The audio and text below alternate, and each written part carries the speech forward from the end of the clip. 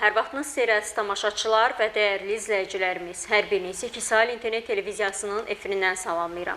Bizimlə siyasi baxış verilişini izləyirsiniz. Əziz tamaşaçılar, bugünkü verilişimizdə Qarabağda həyata keçirilən geniş miqyaslı bərpa quruculuq işləri, həmçinin bu prosesi regionun iqtisadi və sosial inkişafına təsiri ilə bağlı müzakirələr aparacağıq. Ağdam Muğam Mərkəzinin açılışı, mədəniyyəti və bərpası Qarabağın gələcək turizm potensialı aparıcı mövzulardandır. Elə bu barədə studiyamızın qonağı ilə həmsöhbət olacaq. Studiyamızın bugünkü qonağı Milli Məclisin deputatı Mehriban Vəliyevadır. Xoş gəlmisiniz Mehriban xanım. Xoş gördük. Mehriban xanım, Ağdam Muğam Mərkəzinin açılışı və cənab prezident İlham Əliyevin çıxışını ümumilikdə Qarabağın dirçəlişi və milli ruhun təntənəsi kimi necə dəyərləndirirsiniz? Bu barədə nə demək istərdiniz? Buyurun. İlk növbədə onu qeyd edeyim ki, bəli, bizim 44 günlük müharibədən sonra, böyük zəfərimizdən sonra həm də ən böyük zəfərlərimizdən biri həmin işğaldan azad olunmuş torpaqların bərpa quruculuq işlərinə başlanmasıdır. Düşünürəm ki, dünyanın heç bir yerində belə bir tez bir zamanda həm 44 günlük müharibə ilə qələbənin əldə olunması, eyni zamanda işğal olunmuş torpaqların bərpası həyata keçirilməyib, bu cür nailiyyətlərə gətirib çıxarmayıb. Yəni biz bununla qürur hissi duya bilərik və duyuruq da düşünürəm. Və cənab prezidentin özü də hər dəfə Qarabağa, Şərqi Zəngəzura bərpa quruculuq işləri ilə bağlı səfərlər edir və maraqlıdır ki, bu səfərlərin daha çox tarixi hadisələrlə bağlı olmasıdır. Yəni həmin anlarda ən xoş günlərdə belə xalqın arasında olmaq, xalqın yanında olmaq, onların sevgisini duymaq və onlara ümid işığı yandırmaq çox böyük bir lider tərəfindən çox böyük bir addımdır və bunu bu cürə də dəyərləndirmək lazımdır. Və bu dəfəki səfərin özü də Ağdama, Şuşaya səfəri cənab prezidentin bilirik ki 9-10 may ərəfəsində oldu və bu səfərlərin özünün də çox böyük əhəmiyyəti var o mənada ki, cənab prezident orada çox maraqlı sətraltı mesajlar da verdi. Eyni zamanda xalqla görüşü, Muğam Mərkəzinin açılışı və o açılışda olan onun çıxışı çox böyük bizim üçün əhəmiyyət daşıyır. İlk növbədə nəyə qeyd etmək istəyirəm? Ümumiyyətlə, biz bərpa quruculuq işlərində cənab prezidentin istər təməl qoyma mərasimindəki çıxışlarını, istər açılışdakı çıxışlarını diqqətlə nəzərdən yetirəndə nəyi müşahidə eləyirik? İlk növbədə cənab prezident mənəvi dəyərlərə, milli kimlik və onun qorunub saxlanması, milli şuurun oyanışı, tarixə qayıdış məsələlərinə çox diqqətlə, milli dirçəliş məsələlərinə çox diqqətlə yanaşır və həmin ərazilərdə tarixi abidələrin bərpası, mədəniyyət abidələrinin yenidən qurulması çox böyük diqqətlə həyata keçirilir. Burada mən Heydər Əliyev Fondunun fəaliyyətini də xüsusi olaraq qeyd etmək istəyirəm. Mehriban xanım Əliyevanın rəhbərliyi ilə həyata keçirilən ilə Ağdamda Cümə Məscidinin bərpa olunması və yaxud da ki, infrastruktur layihələrinin icrası. Bəli, infrastruktur layihələrinin icrası çox böyük əhəmiyyət daşıyır. Azərbaycan muğamının UNESCO-ya qeyri-maddi irs kimi salınmasının özündə də Mehriban xanım çox böyük xidmətləri olub. Yəni bu nə deməkdir? Ümumiyyətlə, hər bir xalqın bir xalq kimi yaşaması üçün onun mədəniyyətinin, onun tarixi abidələrinin, tarixinin çox böyük önəmi var. Yəni biz onlarla tarix yaradırıq. Və bugün mədəniyyətlə tanınır. Bəli.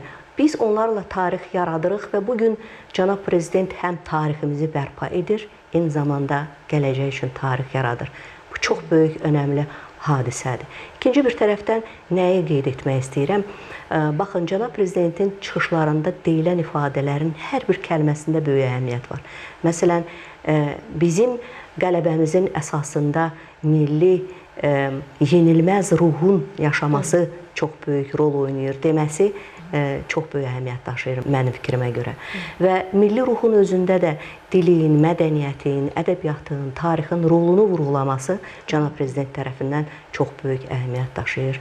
Əlbəttə ki, biz qələbəmizdə siyasi iradəni, iqtisadi gücü, ordumuzu, eyni zamanda vətənpərvərliyi və gənclərin buradakı rolunu qeyd eləməsi, bütün bunların hamısı milli ruhla, milli dirçəlişlə, milli yaddaşla bağlı olan məsələlərdir. Yəni mənə elə gəlir ki, cənab prezidentin bu istiqamətdə ötürdüyü mesajlar çox böyük əhəmiyyət daşıyır. Çünki xalqın həmrəyliyində bütün bunların rolu danılmazdır. Və bugün elə Muğam Mərkəzinin açılışında, Ağdamda, yəni vətəndaşla görüşdə, o coşqunu, o sevgini görəndə nə düşünürsən? Düşünürsən ki, nə qədər böyük bir xoşbəxt xalqıq, fəxarət hissidir. Yəni xalq və iqtidar birliyinin bu cürə ifadə olunması. Əlbəttə ki, bu həm də Azərbaycandan kənarda bizi sevməyən qüvvələrə böyük bir mesajdır və eyni zamanda böyük bir çəpərdir. Yəni Azərbaycanın bu gücünü onun əlindən almaq olmaz. Nə qədər ki, onun bu gücü var, o əlbəttə ki, yenilməzdir. Digər bir tərəfdən cənab prezidentin orada kənd təsərrüfatı ilə bağlı heyvandarlıq deməli kompleksinin açılışında iştirak eləməsi çox böyük bir mesajdır. O mənada ki, Azərbaycanın həmin ərazilərində, ondan əvvəl Ağdamda deməli Özbəkistanla birlikdə biz bilirik ki, tikiş fabrikinin açılışında iştirak eləmişdi cənab prezident. Yəni həm sənayenin inkişafı, həm kənd təsərrüfatı, aqrar sahənin inkişafı. Bu deməkdir ki, biz qoyduğumuz xəttlə Azərbaycanın işğaldan azad olunmuş ərazilərinin iqtisadi imkanlarının Azərbaycanın iqtisadi imkanlarına reinteqrasiya edilməsi baxımından yəni bunların çox böyük əhəmiyyəti var. Yəni İqtisadi potensiala gəlincə Ağdam-Xankəndi Şuşa dəmir yollarının bərpası ümumilikdə iqtisadi inkişafa necə təsir göstərəcək? Bəs bu barədə nə demək istərdiniz? Bu məsələlərə gəlmək istəyirəm, amma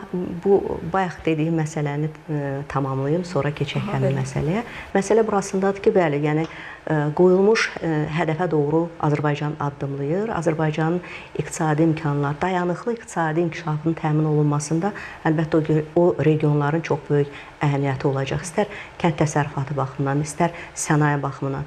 Baxın, həmin kompleksin açılışında cənab prezidentə verilən izahatların özündə də belə deyək, sərbəst vergi sistemindən istifadə olunması, ƏDV vergisindən deməli azad olunması məsələləri özəl sektorun inkişafı üçün həmin regionda çox böyük bir əhəmiyyətə malik olacaq. Yol açacaq, istiqamət açacaq. Bu da əlbəttə ki, iqtisadi inkişafa təkan verən amillərdən biri hesab olunur.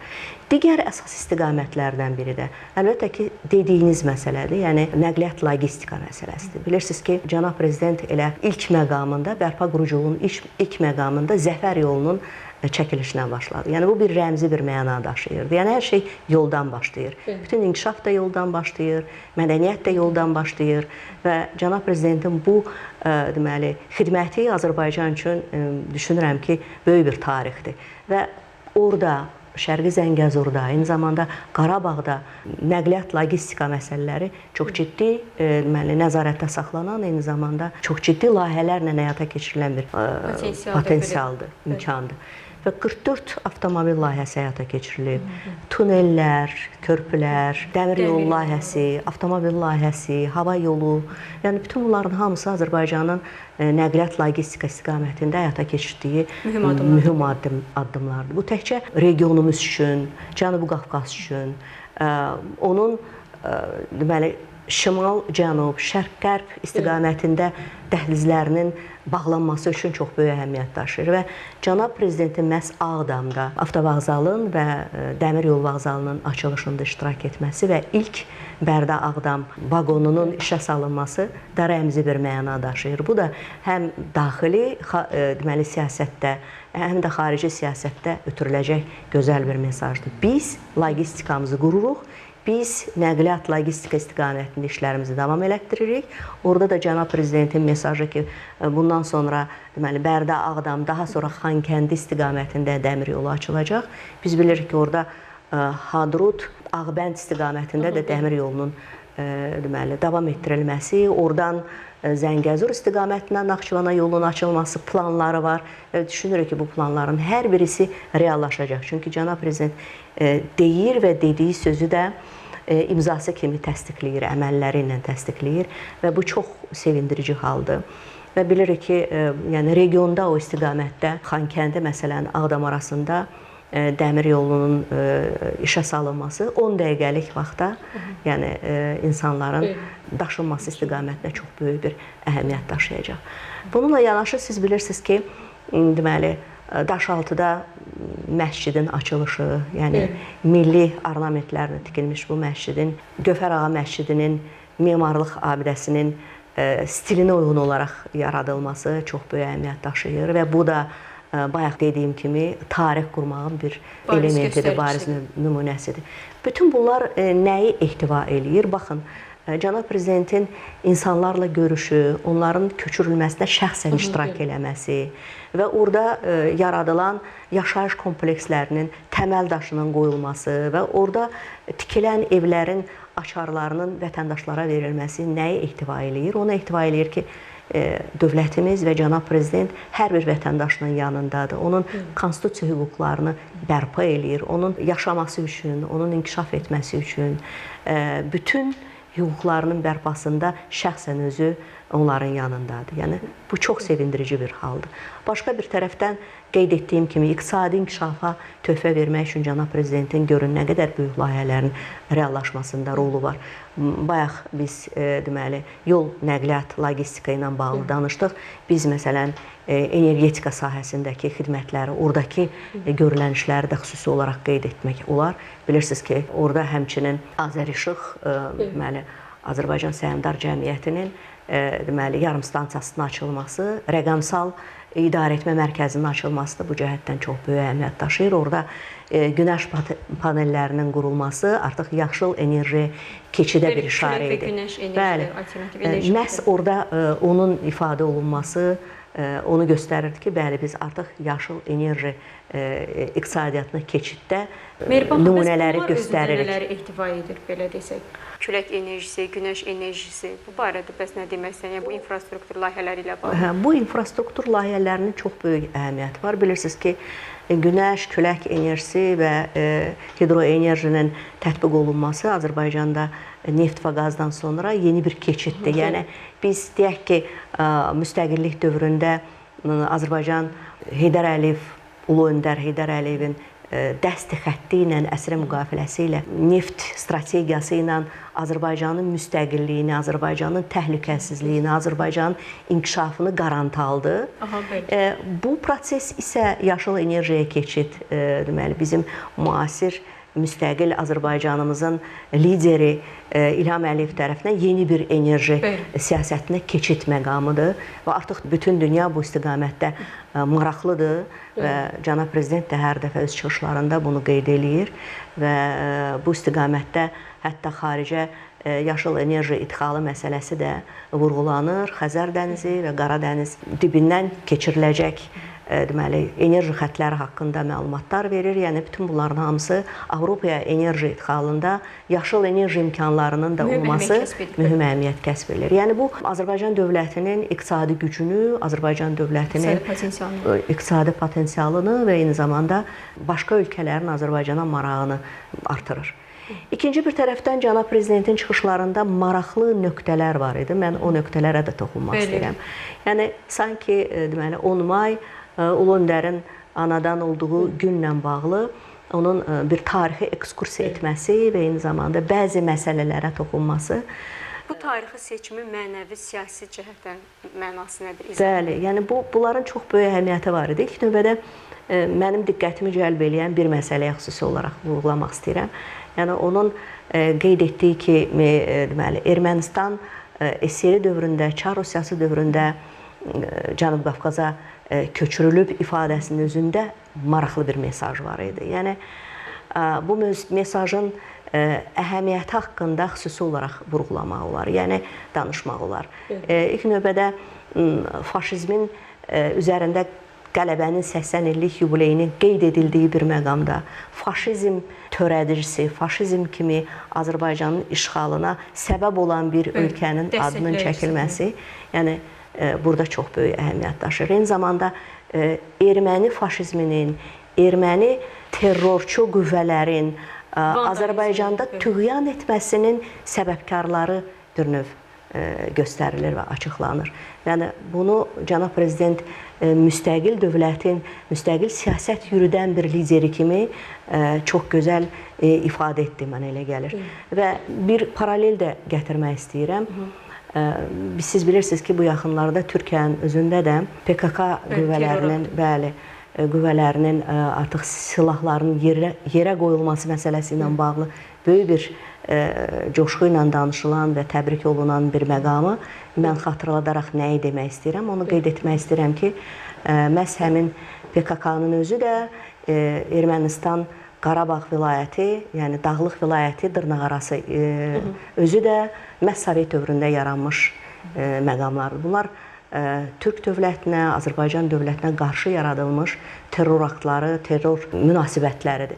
Və cənab prezidentin dolayısı yolla bu məqamlara işarə etməsi də çox böyük bir maraq doğurur. O mənada ki, Azərbaycan erməni terrorizminin kökünü kəsdi, Türkiyə PKK-nın kökünü kəsdi, Azərbaycanın və Türkiyənin bütün dünya üçün mövqeyi sülh, təhlükəsizlik, inkişaf mövqeyidir. Və bu dünyaya beləsə siyasi bir mesajdır. Bəli, siyasi bir mesaj idi. Əlbəttə bu erməni vandallarını, separatçılarını dəstəkləyən, onlara arxa olan qüvvələrə bir yaxşı bir mesaj idi və bu mesajların özünün də belə siyasi dəyanətlə, iradə ilə ifadə olunmasının qürur hissini biz təbii ki yaşayırıq. Yəni çox az bir zamanda müstəqillik dövründə qazandığımız bu böyük nailiyyətlərə görə biz Ulu Öndərə və eyni zamanda onun layiqli davamçısı cənab prezidentə minnətdarıq. Onun qeyd etdiyi ifadə, bu ifadəni də xüsusi olaraq demək istəyirik. Biz Ulu Öndərin qoyduğu siyasətdən bir addım da kənara çıxmamışıq. Bəli, biz o siyasətin davam etdiririk və uğurla davam elətdiririk və Azərbaycan bugün 44 günlük müharibə ilə bütün Türk dünyasına yeni bir inkişaf qığılcımı saçdı və bugün Türkiyədə baş verən hadisələr, Suriyadakı hadisələr, eyni zamanda PKK-nın ləğvi, bütün bunların hamısı bütövlükdə Türk dünyasının inkişafı üçün, dirçəlişi üçün böyük bir töhfədir. Əlbəttə ki, bu Qərbin maraqlarına uyğun deyil, Qərbi əlbəttə narahat eləyəcək və onlar başqa istiqamətdə terror qruplarının yaradılmasına can atacaqlar. Amma Azərbaycan və Türk dünyası güc dövlətinə çevrilərək dünya üzərində öz mövqeyini müəyyənləşdirir və yaxşı müəyyənləşdirir. Və cənab prezidentin də Ağdama, Xocalıya, eyni zamanda Şuşaya səfəri bu cəhətdən çox böyük bir önəm kəsb edir və yaxşı mesajlar verir. Məsələn, Şuşanın özündə sağlamlıq mərkəzinin açılmasının özü də xalqın sağlamlığının keşiyində sosial müdafiəsinə dayanmaq imkanlarını açıqlayır. Siz əsas belə desək, infrastruktur layihələrinin icrası barədə fikirlərinizi bildirdiniz. Bəs xəstəxanaların və məktəblərin tikilməsi ümumi rifaha necə təsir göstərir? İlk növbədə mən bunu da xüsusi olaraq vurğulamaq istəyirəm. Cənab prezident öz çıxışında da qeyd elədi ki, 18-ci ildə hələ Ağdam işğalda olanda biz ilk muğam mərkəzini Quzanlıda açanda mən orada muğam ustalarına söz verdim. Söz verdim ki, bu mərkəzin mütləq biz Ağdamda açacağıq. Və cənab prezident həqiqətən də bunu çox böyük vüqarla qeyd elədi və biz bununla fəxr eləyirik. Cənab prezident dediyi hər bir sözün arxasına dayanaraq arzuları reallaşdırır. Ulu öndərdən gələn arzuları reallaşdırır və xalqın qəlbində yaşayan arzuları reallaşdırır. Və bir məsələni də qeyd edeyim, yəni orada quruculuq işləri kompleks şəkildə həyata keçirilir və orada təhsil istiqamətində yaradılan infrastrukturu xüsusi olaraq qeyd etmək istəyirəm. Bilirsiniz, ümumiyyətlə Qarabağda və Şərqi Zəngəzurda indiyənə qədər 20-yə yaxın məktəbə qədər və ümumi təhsil müəssisəsi tikilib. Və Kəngərlinin özündə də bir müəssisənin, uşaq bağçasının və eyni zamanda ümumi təhsil müəssisəsinin açılışı çox sevindirici bir haldır. Eyni zamanda bilirsiniz ki, orada Qarabağ Universitetinin fəaliyyəti bizim üçün qürur mənbəyidir. Və əlbəttə ki, bugün 20% torpaqlar işğal ediləndən sonra Azərbaycanın 20% təhsili də məhv edilmişdir. Onun yenidən əhalisinin qayıdışı ilə yanaşı təhsili də ora qayıdır. Və həmin təhsil hətta deyərdim ki, Azərbaycan təhsilinin drayverinə çevrilir. Yəni bu çox böyük əhəmiyyət daşıyır. Və orada çox coşqu ilə, böyük bir coşqu ilə və həvəslə insanlar işləyirlər. Və cənab prezidentin öz çıxışlarında dəfələrlə gənc nəslin tərbiyəsi məsələsinə toxunması və onların tərbiyəsinə ailənin rolu, məktəbin rolu məsələsinə toxunması bu Azərbaycan xalqının milli mənəvi dəyərlərinə verilən qiymət və milli kimliyinə verilən qiymət və bundan sonra da Azərbaycanın təhsil istiqamətində, hər bir təhsil işçisi qarşısında, hər bir ailə üzvü qarşısına qoyulan tələblərdir. Və biz bu tələblər istiqamətində gənc nəslin tərbiyəsində vətənpərvərlik ruhunu, milli dəyərlərə bağlılıq, mədəniyyətin, ədəbiyyatın, dilin təbliği istiqamətində çox böyük bir işlər görməliyik. Bu istiqamətdə dövlətimizin də gördüyü işlər əvəzsizdir. Məsələn, hər ilin bir istiqamətdə adlandırılması, Nəsim ili, Şuşa ili, Heydər Əliyev ili və yaxud da ki, bu il Konstitusiya və Suverenlik ili, bütün bunların hər biri milli kimliyə xidmət edən dövlət siyasətidir. Milli tarixi düşüncəni yaşadan, milli dəyərləri yaşadan, bəli, siyasi bir xəttdir. Və bu siyasi xəttlə biz addımlayırıq. Cənab Prezidentin dili ilə desək, biz Ulu Öndərin qoyduğu Azərbaycançılıq siyasətindən bir addım da geri çəkilmirik və həmin yolda uğurla irəli gedirik. Və düşünürəm ki, Azərbaycan yeni dövrün reallıqlarından irəli gələrək zəfərdən doğan qürur hissi ilə yeni Azərbaycan qurur. Çox sağ olun Mehriban xanım. Fikirlərinizi bölüşdüyünüz üçün təşəkkür edirik. Siz sağ olun. Belə əziz tamaşaçılar və dəyərli izləyicilərimiz, bugünkü verilişimizin sonuna gəldik. Nəzərinizə çatdırmaq istərdim ki, studiyamızın bugünkü qonağı Milli Məclisin deputatı Mehriban Vəliyeva idi. Gələn görüşlərə dək.